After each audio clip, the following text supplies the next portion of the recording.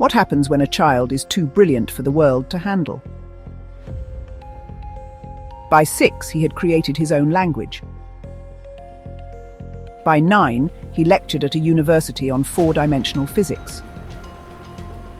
At 11 years old, William James Sidis became the youngest student to ever enroll at Harvard University. But just a few years later, he vanished. Once hailed as the greatest mind of the century, he died broke, alone, and forgotten. So what went wrong? This is the tragic life of William James Sidis, the genius the world refused to understand.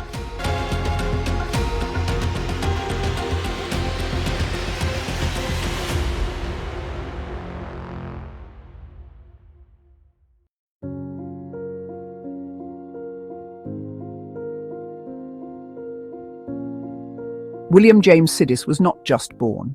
He was crafted, meticulously sculpted by ambition and intellect, a living vessel forged in the white heat of genius long before he ever drew his first breath at Boston's St. Mary's Hospital on April 1st, 1898. His father, Boris Sidis, was a psychologist with radical views on education and child development. He believed genius could be nurtured through the right environment and early stimulation. His mother, Sarah, a doctor, rare for women of her time, traded a traditional life for the relentless pursuit of intellectual legacy. Together, they had a plan: raise the world's first perfect intellect. By 18 months, William was reading newspapers, his tiny fingers tracing the headlines with eerie focus. By 2, he was typing letters on a typewriter, crafting full sentences while most toddlers were still learning to speak. By 6, he'd invented an entire language, Vendergood, an intricate fusion of Latin, Greek, and German, layered with grammar rules of his own creation, a linguistic system so advanced it baffled scholars decades his senior. His mind wasn't just ahead of its time, it was racing through centuries. At just 11, William entered Harvard, the youngest in the university's storied history. Professors were baffled by his grasp of complex mathematics and abstract theories that many of them had spent lifetimes trying to master. Classmates, many twice his age, were dismissive, unsure how to treat a child who could outperform them in every subject. The press turned him into a circus act, a child genius to be paraded, questioned, and prodded like a marvel of nature. Harvard made him a symbol, a living testament to intellectual potential, held up as proof that genius could be molded and measured. But few asked what he wanted.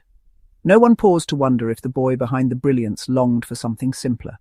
A friend, a quiet moment, a life not defined by headlines and expectations. In the rush to showcase his mind, the world forgot he had a heart. Socially isolated, emotionally overwhelmed, and under immense pressure to succeed, William was collapsing under the weight of his own genius. He had the world's attention, but what he truly wanted was to disappear.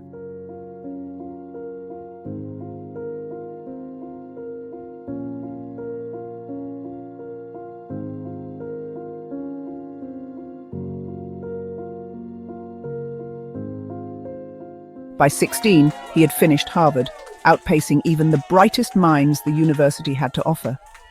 But instead of celebration, he felt hollow. The applause faded quickly, replaced by a gnawing emptiness he couldn't explain. He turned down lucrative positions, dismissing offers from the world's top institutions that would have secured his place as a legend. He rejected the limelight, stepping away from the cameras and the praise, choosing silence over adoration. He walked away from mathematics, the very field that had once consumed him, and from everything his parents had meticulously planned for him. In 1919, he was arrested at a socialist protest, not as a speaker, but as a sympathizer, standing quietly among the crowd. The boy genius, who had once been lauded for his unparalleled intellect, was now branded a political threat. The transformation was complete, from prodigy to pariah.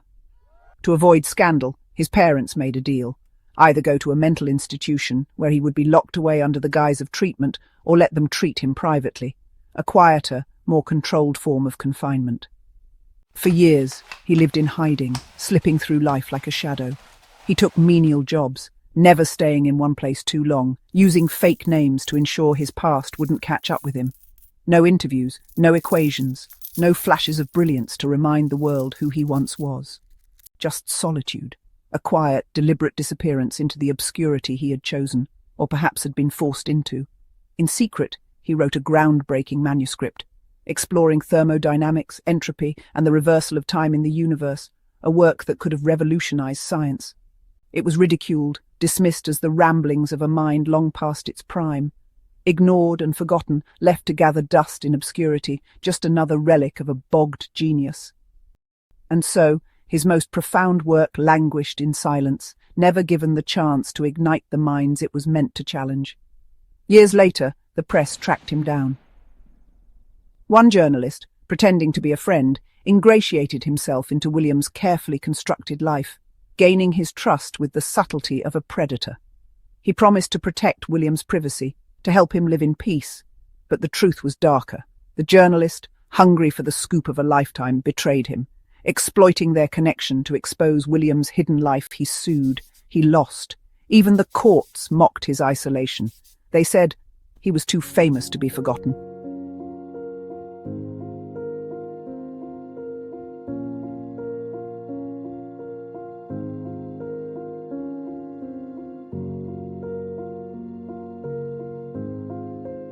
He didn't stop thinking, he just stopped sharing.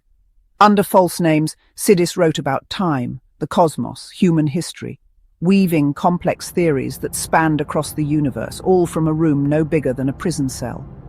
The walls of his solitary confinement became the silent witnesses to his genius, as he scribbled page after page of ideas that would never see the light of day.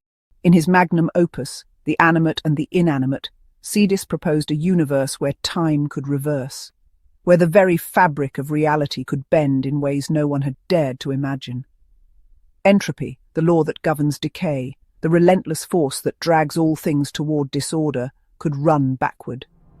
It was a theory that challenged everything humanity had come to. Yet, like so many of his works, it was ignored, dismissed as the musings of a madman.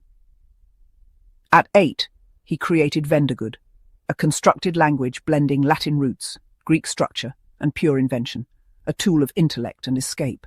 It wasn't just a game. It was a way to process a world that never made sense to him. Each word he created was more than a linguistic construct. It was an attempt to give meaning to the incomprehensible, to find order in the disorder that surrounded him. He explored mathematics not for fame, but for beauty, an unyielding quest to understand the intricate, unseen patterns of the universe. His writings on Euclidean space, the fourth dimension, and numerics were raw, brilliant, and filled with a clarity that only a few could truly appreciate. To him, numbers were not mere tools for calculation, but windows to a deeper, more elegant reality, a world where logic and imagination collided in perfect harmony. Time obsessed him, not just cosmically, but emotionally. Time had stolen his childhood, his autonomy, his peace. Some say he went mad. Others say he saw further than we could understand. Was he a recluse, or a thinker ahead of his time? In the silence of his exile, William Sidis built a universe of thought. No lectures, no applause, just ideas, floating in a world that stopped listening.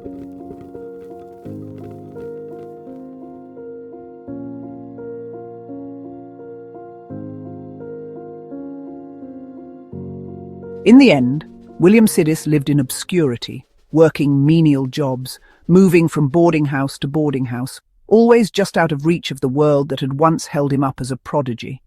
Not for lack of talent, but to escape a world that never asked who he wanted to be.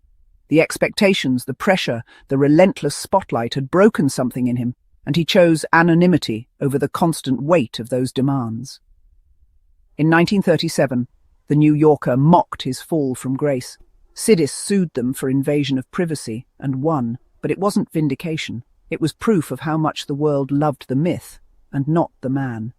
In 1944, he died alone at just 46. A cerebral hemorrhage ended the life of a man once called the smartest in the world. A cruel irony, as his father, Boris Sidis, had succumbed to the same fate years earlier, a silent echo of the family's tragic brilliance. William's death, a quiet, unceremonious end, drew little attention. There was no obituary to honour his life. no eulogy to recount the genius he had once been. The funeral was small, almost forgotten. A few distant acquaintances, perhaps some lingering family, but no throngs of admirers, no scholars paying tribute to the mind that had once dazzled them. In the end, his life and death were swallowed by the same silence that had followed him for so many years. His work, some of it years ahead of its time, remains mostly unpublished, lost in boxes, dismissed as the ramblings of a recluse. But slowly, a new generation has started to ask, what if Sidis wasn't broken? What if he was simply untranslatable? William James Sidis wasn't just a prodigy. He was a mind that defied translation, crushed by a world too loud to listen. We called him a failure because he didn't fit. But maybe, just maybe, he belonged to a future we haven't reached yet.